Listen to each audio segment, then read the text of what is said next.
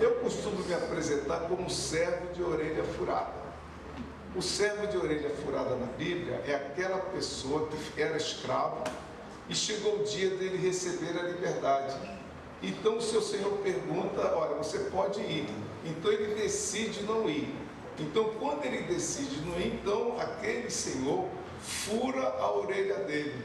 Então agora ele está destinado a ser sempre escravo. Amém. E eu sou esse servo de orelha furada de Jesus Cristo. Amém. É assim que eu gosto de me apresentar, tá bom? Mas vocês não estão aqui para ouvir o pastor Silvio, mas para ouvir, como disse o pastor, ouvir a Deus, correto? E como servo de orelha furada, Deus colocou no meu coração para falar sobre aquilo que é imprescindível, a conduta imprescindível para uma pessoa agradar a Deus. Vocês sabem o que é imprescindível para agradar a Deus? A Bíblia diz que sem essa conduta é impossível você agradar a Deus. Abra sua Bíblia lá em Hebreus 11, 6.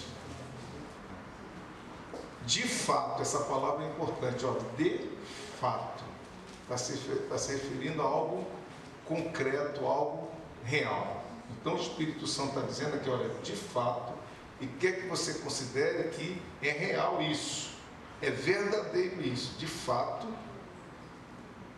sem fé é impossível agradar a Deus, porquanto é necessário que aquele que se aproxima de Deus creia que Ele existe e que se torna galardoador dos que o buscam. É importante você compreender as razões dessas palavras. De fato, é impossível, veja que ele coloca a condição, é impossível você agradar a Deus sem fé. E a questão é, o que é fé? O que é viver sem fé? O que é viver pela fé?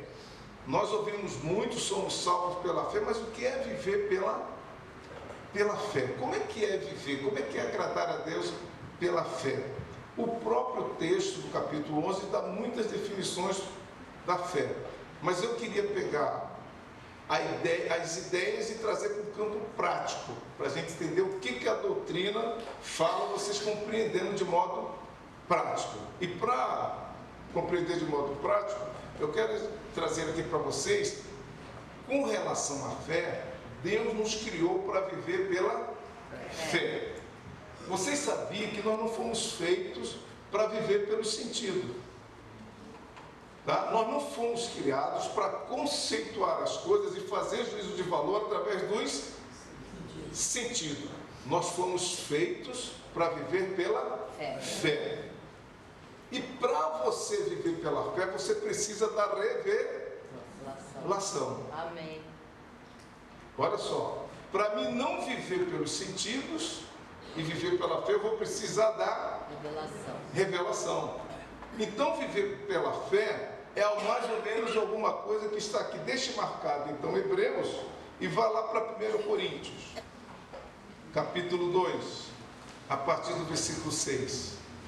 Esse texto traz para o aspecto prático aquilo da doutrina da fé que Hebreus se refere.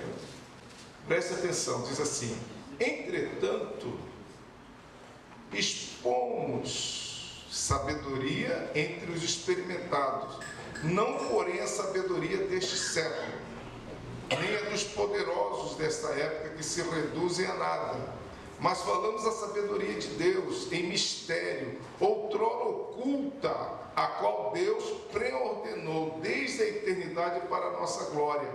A sabedoria é essa que nenhum dos poderosos deste século conheceu, porque se tivessem conhecido, jamais teriam crucificado o Senhor da glória. Mas como está escrito, nem os olhos viram, nem os ouvidos ouviram, nem jamais penetrou o coração humano o que Deus tem preparado para aqueles que o amam. Então você precisa dizer, não é aquilo, a fé não vem pelo que você vê, e nem pelo que você apreende pelo ouvido, mas precisa de uma revelação. Precisa de uma revelação. Então existem dois tipos de conhecimento. Nós temos acesso a conhecimento através de dois viés. O conhecimento através da natureza humana, que usa os sentidos. Tá? O que faz parte desse conhecimento? O conhecimento científico faz parte desse conhecimento. A ciência, ela se debruça em cima daquilo que estimula os sentidos humanos, não é isso? Newton viu a maçã cair, aí dali ele começou a desenvolver as teorias. Mas ele começou a raciocinar em cima do que seus olhos viram, que seus sentidos perceberam. Então, embora eu não estou aqui falando contra a ciência, tá bom? Eu quero que vocês entendam, eu estou apenas colocando, porque Deus foi o primeiro a estimular o homem a fazer ciência. Que quando Deus criou todas as coisas, ele poderia ter nomeado, correto? Poderia ter nomeado os animais, poderia ter nomeado as plantas, mas o que ele fez? Para Adão nomear as plantas, os animais, ele teve que fazer ciência. Ele não sonhou e no dia seguinte começou por sonho descrever as espécies. Ele teve que fazer ciência. E tinha que fazer ciência. Por quê? Quando Deus estava criando as coisas, Adão não sabia de nada. E para ele conhecer o pensamento, a maneira como Deus fez, ele tinha que conhecer. E é responsabilidade nossa, já que somos mordomos de tudo isso que Deus criou, e para você tomar conta dessas coisas, você precisa conhecer. Então a ciência é importante com que objetivo? Para você conhecer o que Deus fez e como Deus fez, para que você possa então tomar conta da maneira correta. Você é mordomo do seu corpo, então você, para tomar conta do seu corpo, você precisa conhecer o seu corpo. Então você precisa da medicina. Mas esse conhecimento dissociado da revelação, ele não presta para nada, no sentido de produzir ao ser humano os benefícios planejados por Deus. Porque se só a ciência fosse necessária e fosse suficiente, você ia observar que a humanidade estaria em condições bem mais excelentes do que está. Você ia notar que através da ciência, cada geração iria produzir uma geração melhor do que a outra. É verdade. Os seres humanos iriam melhorando, mas a ciência não tem poder para melhorar o ser humano. A ciência não tem esse poder. A ciência não tem poder para destruir o poder do pecado que destrói e deforma a natureza humana. A ciência não tem poder suficiente para ensinar o homem a amar. A ciência não tem poder para ensinar o homem a amar. Você não aprende a amar através da universidade, dos cursos de mestrado. A ciência não tem poder para tornar o ser humano misericordioso. Ela não tem poder de fazer você uma pessoa misericordiosa.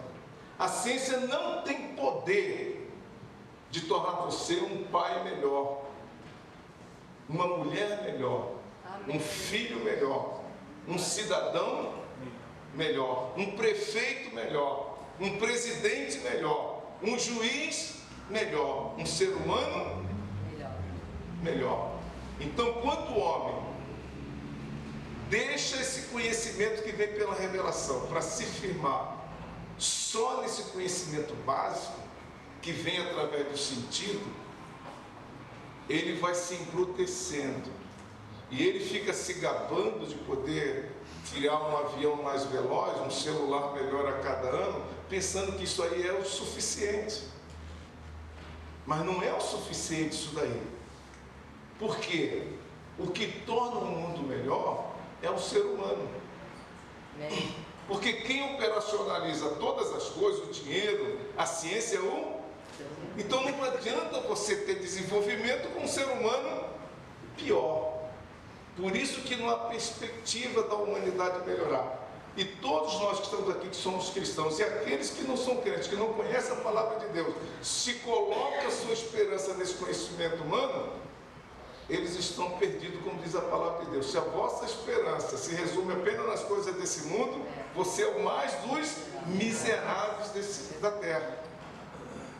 Agora é necessário que nós, como filhos de Deus, que temos essa relação com Deus, não só saibamos disso, mas devemos agir de acordo com esse conhecimento. Amém. Então, viver pela fé, então a fé é a sabedoria do Espírito. A ciência é a sabedoria do homem natural. E a fé é a sabedoria do homem espiritual. Amém. Que tem acesso a um conhecimento que se constitui o fundamento de todas as coisas. Enquanto que, através do conhecimento humano natural, o homem começa a perceber as coisas a partir da sua existência. E em cima do que ele está sentindo, ele começa então a conjecturar. Mas aquele que tem o conhecimento da fé começa a lidar com as coisas a partir do seu fundamento imaterial. É o que diz a Bíblia aqui mesmo em Hebreus. Hebreus capítulo 11, vamos continuar lá, versículo 3. Agora nós podemos ler todo mundo junto, leamos. Pela fé entendemos que foi o universo formado pela palavra de Deus, de maneira que o invisível veio a existir das coisas que não aparecem. Amém. Então quem vive pela fé tem acesso a um nível de conhecimento que aquele que depende da ciência, que depende de conhecer através dos seus sentidos, ele não tem acesso a ele. Então, por isso que nós como cristãos deveríamos ser os cientistas da atualidade, porque você poderia usar esse mecanismo da ciência e com essa visão mais completa da realidade das coisas, nós poderíamos conhecer muito mais e dar uma contribuição e fazer com que a ciência seja mais útil aos propósitos de Deus, que é sempre abençoar o ser humano. O que adianta ter tanto médico, não é isso? Mas as pessoas continuam cada vez mais doentes e desprotegidas. O que adianta ter tanto médico se as pessoas continuam morrendo de coisas básicas? E o que falta?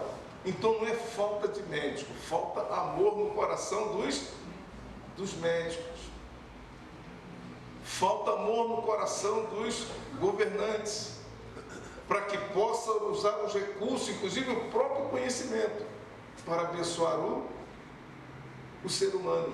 Então, viver pela fé é depender dessa revelação. Por isso que quando Deus nos criou, por exemplo, Deus nos criou, determinou a nossa identidade e o nosso destino, mas não colocou isso dentro de você, como fez com os animais. Os animais, as árvores, ele determinou a identidade das espécies e o propósito das espécies e colocou isso dentro deles na forma da genética e dos instintos. De forma que uma abelha, ela não precisa saber que é uma abelha para funcionar como uma abelha. Ela precisa apenas do desenvolvimento fisiológico e o instinto, como um programa, vai atuando e determinando a conduta dela. No nosso caso, não é assim. A genética não determina a nossa conduta. E ela em si não determina e não nos revela em si mesmo aquilo que nós somos. Então, quando Deus nos criou, Ele já determinou a nossa identidade e destino não de uma forma, de um modo global, pela espécie, mas por indivíduo. Então Deus teve cuidado de determinar a identidade e o destino por indivíduo. Cada um de nós somos único. Nunca nasceu desde Adão um cara igual a mim. E se o mundo viver mais não sei quantos anos à frente, nunca vai nascer uma pessoa igual a mim. Nunca vai nascer uma pessoa igual a você, porque Deus determinou você assim. Você é único como indivíduo, e como destino, Deus estabeleceu um destino único, específico e maravilhoso para cada um de nós. Isso é revelação. Isso é revelação. Abra sua Bíblia no Salmo 139. Vamos ler o versículo 14 e 16. Então, se você pergunta, quem sou eu? Pelo fato de nós nascermos sem saber quem nós somos, porque quem eu sou está com Deus. Ele não colocou isso dentro de mim, e ele não existe nenhuma outra pessoa nesse universo que possa saber quem sou eu. Então a única maneira de eu saber quem sou eu é se eu tiver a revelação de Deus. Eu não nasci sabendo para que eu nasci. Nenhum de vocês nasceram, sabe para que vocês nasceram? Para que vocês surgiram nesse planeta? Ninguém sabe, nem os pais de vocês sabiam disso, a não ser que recebesse de Deus. Então vejam só o que diz aqui, versículo 14. Então Deus planejou que cada ser humano, quando pensasse acerca de si, pensasse no que está escrito aqui no versículo 14. Veja só: graças te dou, visto que por modo assombrosamente maravilhoso me formaste.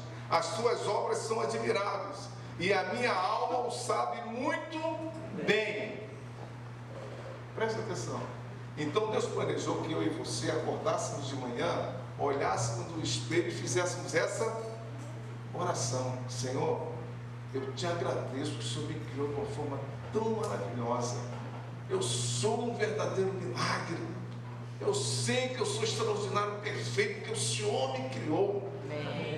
Isso era que cada ser humano deveria ouvir desde a sua concepção. Glória a Deus. Desde o momento em que você surgiu no útero da sua mãe, essas revelações eram para estar sendo declaradas a você. Você foi uma pessoa criada com um propósito e com um destino maravilhoso. Você é uma obra-prima, e diz que você tem que saber isso na sua alma. Na minha alma eu sei disso muito bem. Mas qual é a realidade da nossa vida? A maior parte dos seres humanos tem vergonha de si, não se aceitam. E por que não se aceitam? Porque aprenderam da maneira errada.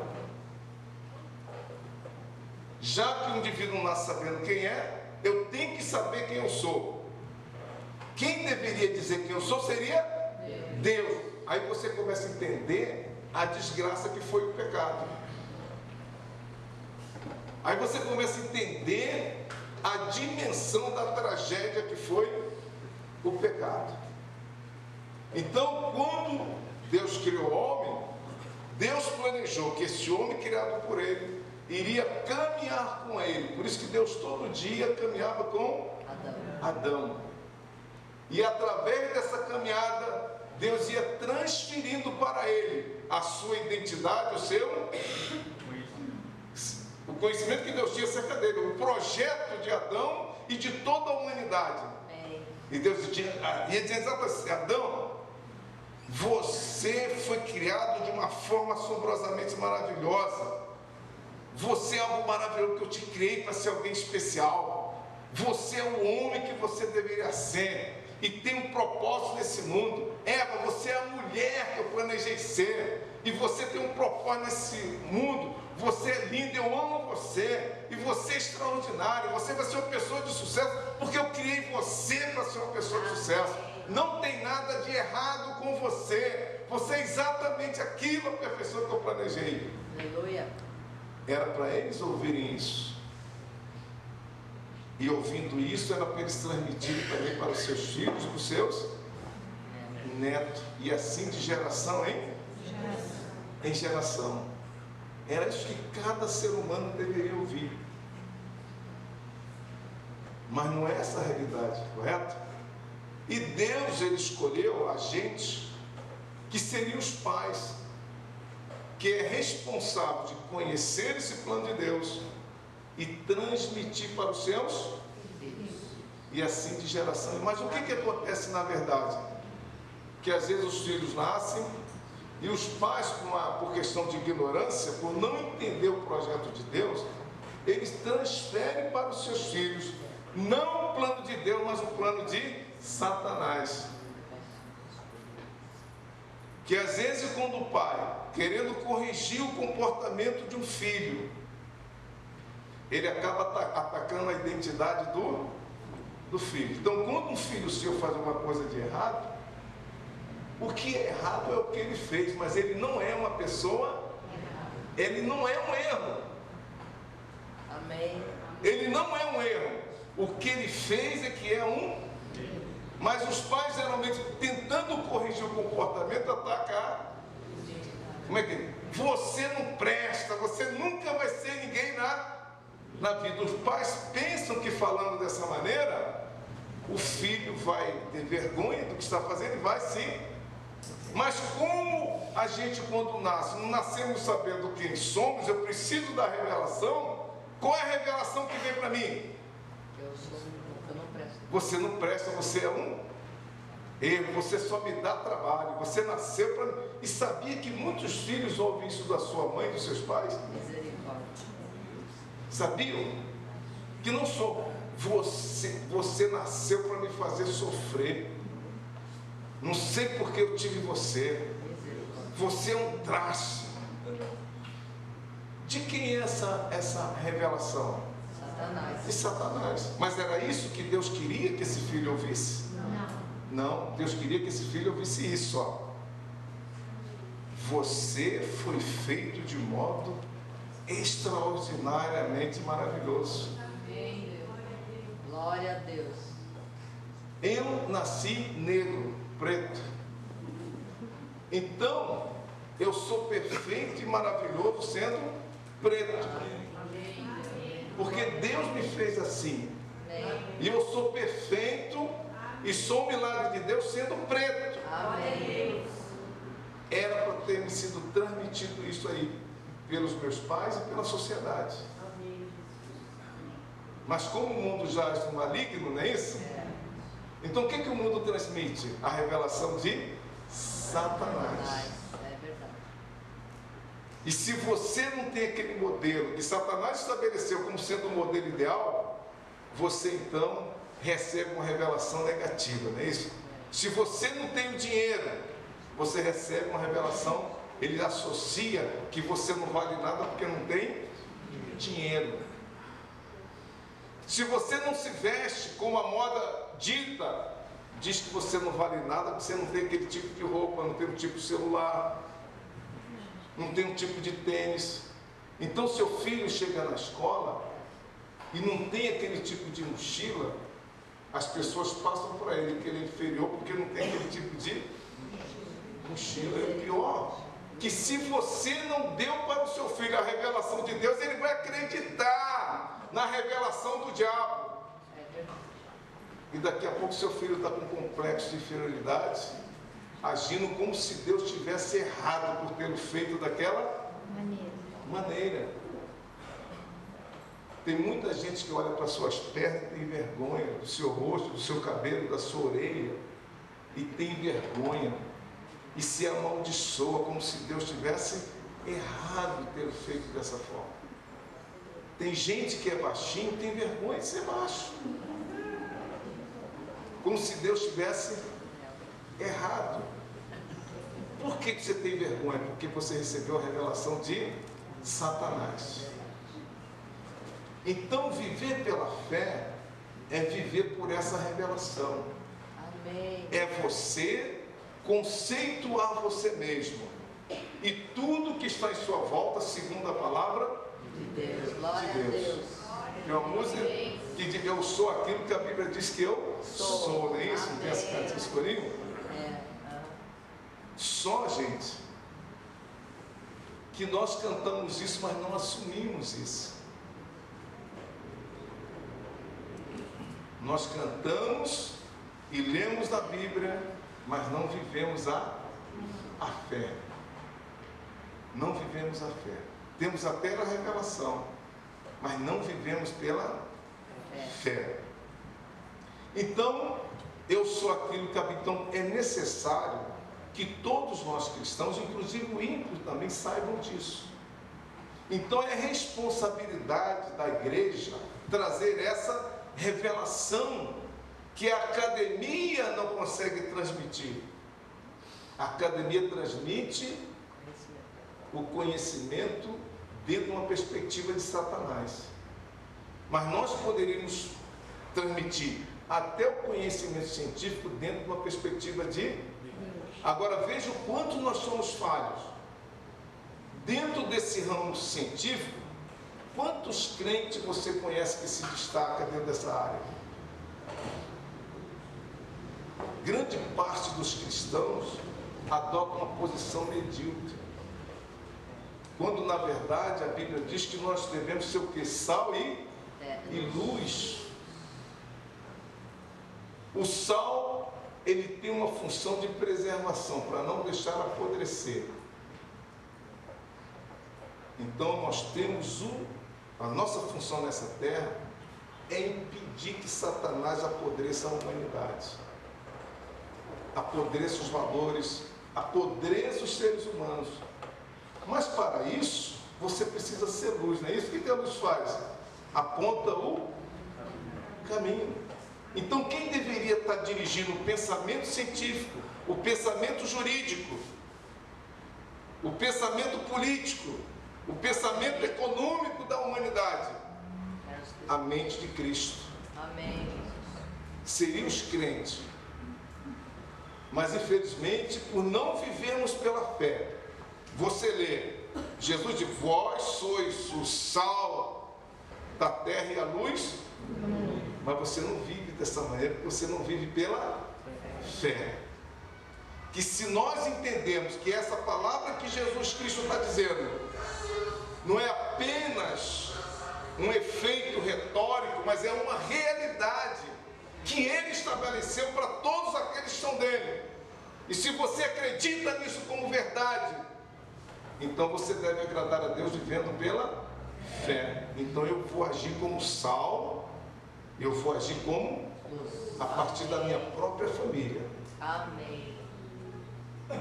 Eu vou ser aquele pai que na minha família eu vou agir, em relação aos meus filhos, eu vou agir como sal, vou preservar os meus filhos. Amém. Vou preservar, não vou deixar a minha família apodrecer com o mundo. Amém. Glória a Deus. Porque eu quero agradar a Deus. E eu creio que meu filho foi feito à imagem de Deus. Então é isso que eu vou ensinar aos meus filhos. E vou ensiná-lo não apenas com palavras, mas vou mostrar como é que se vive como sal. Amém. Meu filho tem que olhar para mim e ver como é que vive o sal. Ele tem que saber disso. Amém, Jesus. Eu é que tenho que demonstrar isso para ele. E o destino, veja o versículo 16 do Salmo 139. Diz assim: os teus olhos me viram a substância ainda informe, e no teu livro foram escritos todos os meus dias, Amém.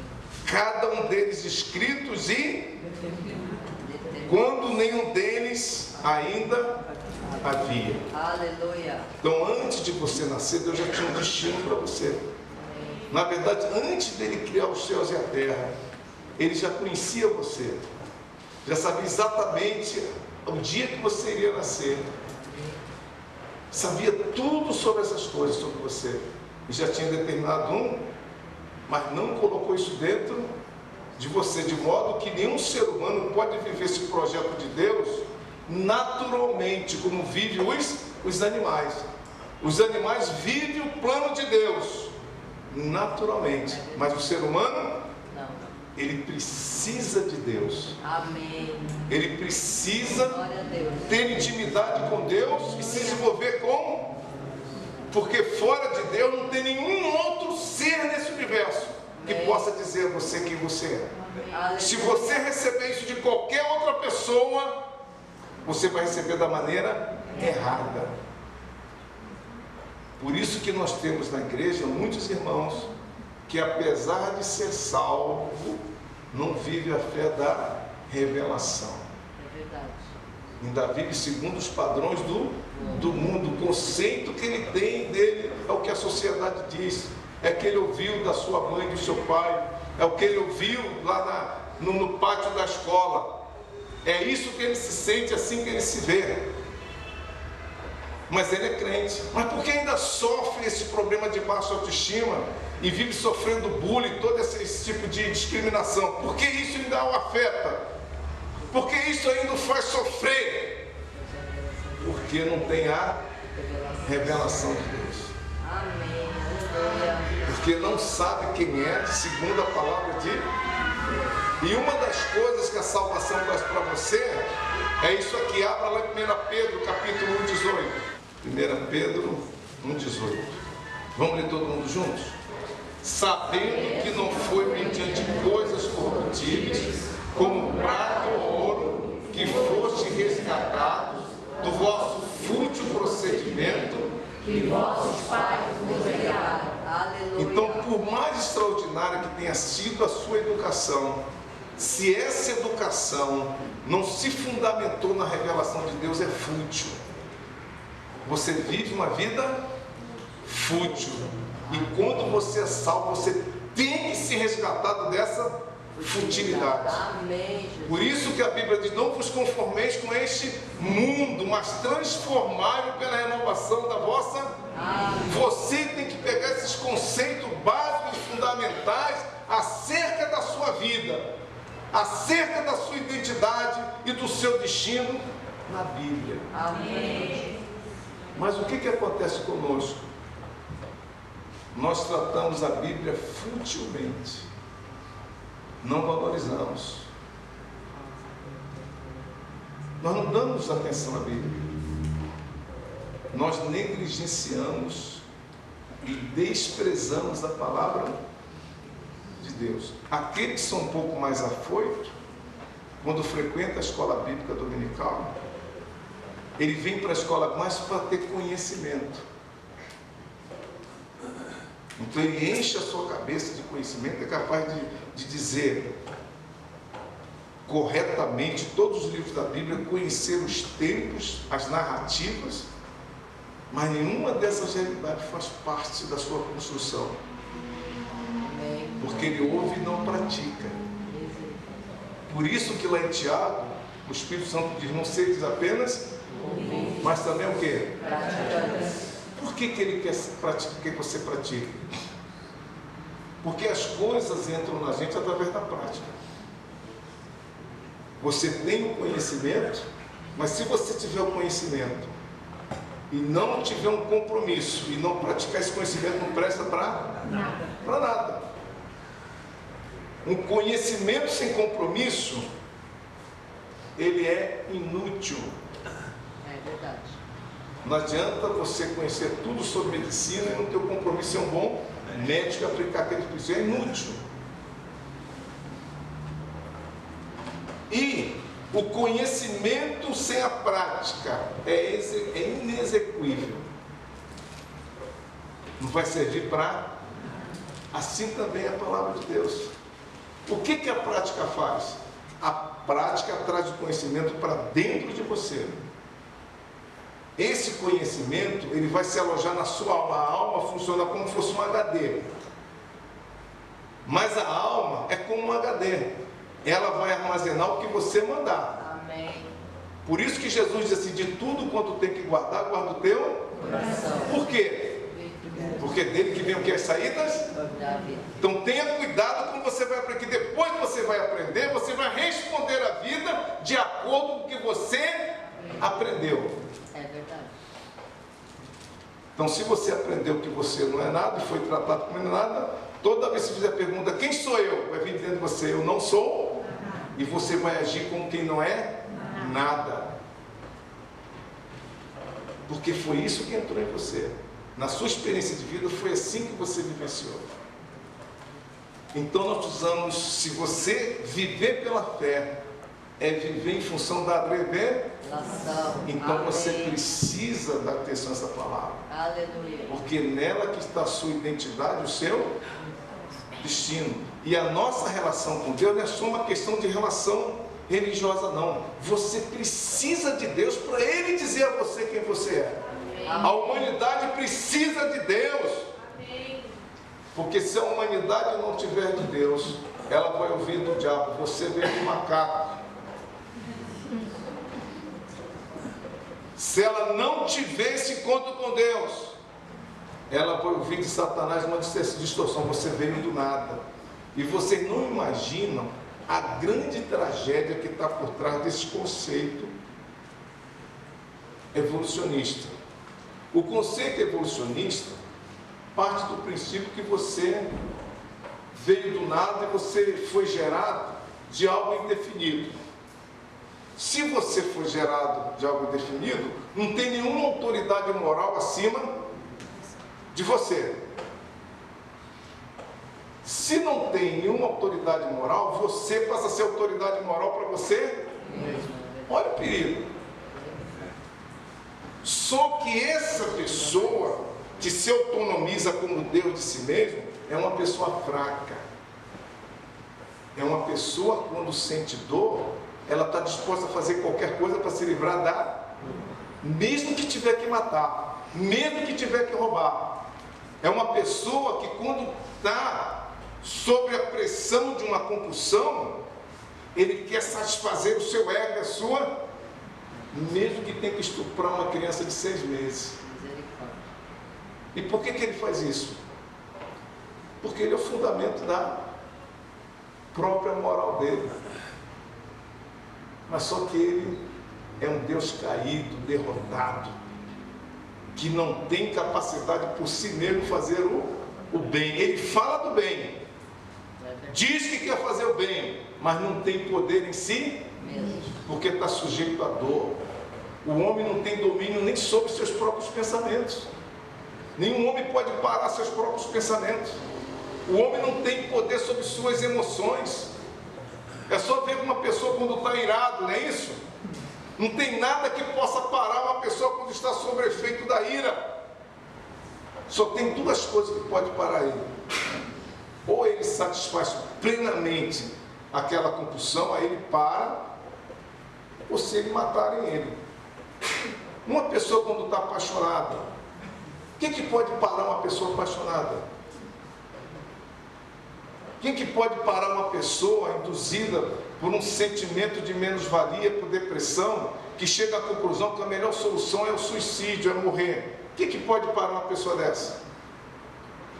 Então esse conceito, gente, aí é um conceito demoníaco, que quando leva o homem a rejeitar a Deus, ele se torna prisioneiro de si mesmo, da sua própria fraqueza e da sua incompetência. Então não há limite para a maldade humana. Por isso que o mundo está nessa situação. Então viver pela fé é viver pela revelação. E nós precisamos conhecer essa revelação. Se você vive pela fé, então você tem que dar valor ao culto doméstico. Você tem que dar valor ao estudo diário da... E quando você está lendo a Bíblia, você não está apenas querendo ver aqui narrativa. Aqui está o teu destino, aqui está a tua identidade. Quanto mais você conhecer a Deus, mais você vai conhecer a você. Glória a Deus. Porque você foi feito à imagem dele. Você não veio do nada. Mas se você não conhece Deus, você não se conhece. E o que acontece quando a pessoa rejeita Deus? Vou encerrar aqui agora. Romanos capítulo 1. Quando um homem rejeita Deus, vamos ler a partir do 1 a partir do 21. Não vamos ler a partir do 18, tá? Vamos você ter o contexto. Romanos 1 a partir de... A ira de Deus se revela do céu contra toda impiedade e perversão do homem que detém a verdade pela... A verdade é aquilo que vem de Deus. Que não existe outra, mas ele conhece a verdade, mantém essa verdade sob uma perspectiva de injustiça. O que é injustiça? Injustiça é você não agir segundo a verdade. Então, se tem uma lei mandando você fazer alguma coisa, você não é segundo essa lei, você está sendo o quê? Injusto.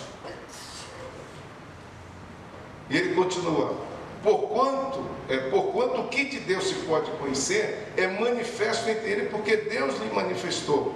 Porque os atributos invisíveis de Deus, assim como seu eterno poder, como também sua própria divindade, claramente se reconhece desde o princípio do mundo, sendo percebido por meio das coisas que foram criadas. Tais homens são por isso nenhum homem pode alegar ignorância sobre Deus. Por quê? Porque Deus é aprendido pela revelação espiritual. Por isso que a Bíblia diz que o Espírito de Deus testifica com o meu Espírito. E o Espírito é a sede da compreensão. O nosso Espírito é a sede da compreensão. A alma é a sede da vida aprendida. Tudo que você aprende, seja pelo Espírito ou pelo corpo, é armazenado na alma. E o corpo é a sede da vida irracional. Então, essas realidades abstratas, que está antes da matéria, vem através da revelação e só pode ter acesso através da É igual a lei da gravidade. Você não pode tocar na lei, mas você tem acesso a ela pelo exame. Então Deus está dizendo a mesma coisa. Você pode me conhecer, que eu deixei indícios e sinais a minha obra está entre vocês. Raciocine sobre ela, e vocês vão me... É isso que ele está dizendo aqui no versículo 20. Por isso que o homem é indesculpável, nenhum ser humano pode alegar a ignorância de Deus. Porque assim como ele teve acesso à lei da gravidade e outros fenômenos que ele não acessava pelo sentido, mas você também pode ter acesso. Ele continua: porquanto, tendo conhecimento de Deus, não o glorificaram como Deus, nem lhe deram graça, antes se tornaram nulos em seus próprios raciocínios, obscurecendo-se-lhe o coração insensato, inculcando-se por sábio, tornaram-se loucos. Então, negar a Deus é a mesma coisa que um louco. E ele continua: e mudaram a glória de Deus incorruptível. Olha só, se eu sou a imagem de Deus, eu sou a imagem de um ser incorruptível. Essa é a minha natureza, esse deve ser o meu caráter. Um caráter incorruptível. Mas se eu tiro Deus, eu vou me medir por quem? Como é que eu vou poder avaliar quando os meus sentimentos estão me levando para desejar algo ou fazer coisas que não é bem correto? Eu vou ter que me avaliar por mim mesmo ou pela sociedade. Só que a sociedade também é corrompida. E ele continua: e mudar a glória do Deus incorruptível em semelhança da imagem do homem corruptível, como diabos, quadrúpedes e répteis. Olha só o versículo: por isso Deus fez o quê?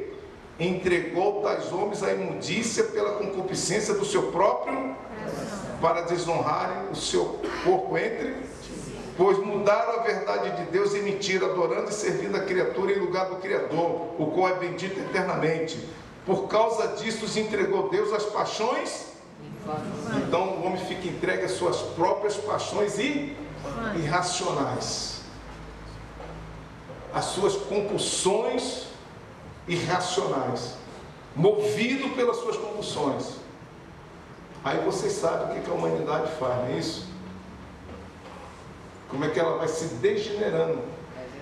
Porque para ele o certo é o que ele sente. Mas eu quero ter sexo com uma criança de 1 ano, e daí? Quem vai dizer que não é justo? Está entregue às suas próprias concupiscências. E continua aqui, por causa disso entregou a infâmia, porque até suas mulheres mudaram o modo natural das suas relações íntima por outro contrário eu sou homem, mas de repente eu quero ter prazer, ter uma relação com outro. Não tem parâmetro, o parâmetro é o que eu sinto. E quando o homem está aprisionado por isso, ele perde a razão. Mas por que isso acontece? Porque perdeu a visão de quem ele é, que está em Deus. Tá? E continua aqui, ó. Semelhantemente, os homens também, deixando o contato natural da mulher, se inflamaram mutuamente em sua sensualidade, cometendo torpeza homem com homem e recebendo em si mesmo a merecida punição. Isso não só o homem se tornou prisioneiro dos seus sentidos, mas também dos seus pensamentos disfuncionais, diz o versículo 28. E por haverem desprezado o conhecimento de Deus, o próprio Deus os entregou uma disposição mental reprovável para praticarem coisas ele se torna prisioneiro dos seus sentimentos, das suas paixões e dos seus raciocínios disfuncionais. E aí não tem limite para a maldade humana. Então, por isso que a Bíblia diz, sem fé é impossível. E se você quer agradar a Deus, você tem que levar a palavra de Deus a sério. Amém. Não só conhecer, mas fazer dessa palavra orientação para a sua vida. Amém. Porque Deus não só criou o universo, as coisas que neles há, mas também determinou como cada coisa deve funcionar. Então Deus criou a família. Então Ele definiu como é que deve ser um pai, como é que deve ser a mãe, como é que o pai deve educar seus filhos, como é que um filho deve se relacionar com os pais. Então, se eu vou viver pela fé, eu vou ser o pai segundo a Bíblia. Amém. Amém. Eu não vou seguir as orientações pedagógicas aí, que contraria a palavra de Deus. Porque se eu seguir a orientação pedagógica do mundo, meu filho vai cair na mesma situação que o mundo cai. Vai reproduzir o que o mundo reproduz. Então é algo tolice. Às vezes as pessoas querem ter resultados diferentes, continuando fazendo a mesma coisa. Isso é idiotice. Então, se você quer agradar a Deus, vocês precisam, a partir de hoje, viver pela fé, viver pela revelação.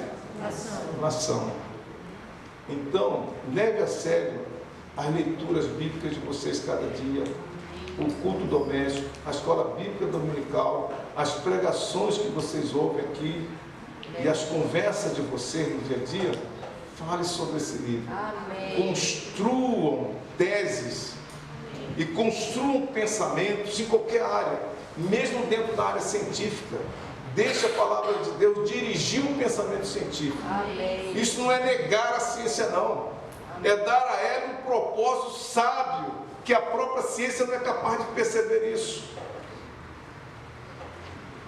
Estabeleça isso nas suas relações. Amém. Procure falar dessa Bíblia com sabedoria para aqueles que ignoram, até os homens de ciência que compartilham a universidade com você, porque eles são ignorantes. É verdade. Eles são boçais espiritualmente falando. E só tem você, Deus só tem você para usar misericórdia com aquela pessoa. Aleluia. É que a gente às vezes toma aquela roupagem religiosa, né? E por não conhecer a Bíblia, você tem dificuldade de se expor a um debate. E quando a pessoa começa a malhar a Bíblia, você fica com medo e fica com raiva da pessoa e se afasta. Por quê? Porque não está vivendo pela fé. É verdade. O que diz a Bíblia? Para que você medite, você precisa demonstrar aos de fora, né, a razão da sua esperança. Meditar na palavra de Deus para mostrar a razão da sua. E pode ter certeza, gente, não tem pensamento mais coerente, mais sábio, que produz resultado extraordinário em qualquer vida, além da palavra de Deus. Realmente a humanidade precisa disso. E você que é crente precisa dela. Não despreze então a palavra. Amém. Então não viva mais desagradando o Senhor, tá bom? Amém. Glória a Deus. Muitos de nós andamos por aí desagradando a Deus o tempo todo, porque andamos em relacionamento com Ele sem fé. E falando de fé, uma das coisas que a Bíblia diz: tudo quanto pedir do Pai em meu nome, eu para que o Pai seja. Amém. Então a fé tem dois viés: tem a revelação, que é o conhecimento, mas tem a atitude. Se lembra aquela mulher hemorrágica? Diz que ela ouviu a Jesus. Quando ela ouviu Jesus, ela creu que Jesus era aquele que poderia curá-la. Se ela tivesse crido e continuasse lá sentada na casa dela, ela seria curada? Não. Ela agora tinha a revelação e agora teve a ação, mostrar, agir de acordo com aquela fé. Muitos de nós cremos apenas aqui, mas não temos atitude de... Então tudo que você faz é por fé. Você perdoa por fé, você ama por fé, você se santifica por causa da fé, você obedece a Deus pela fé e você é curada pela fé. Deus não tem outro mecanismo, é a fé. Amém?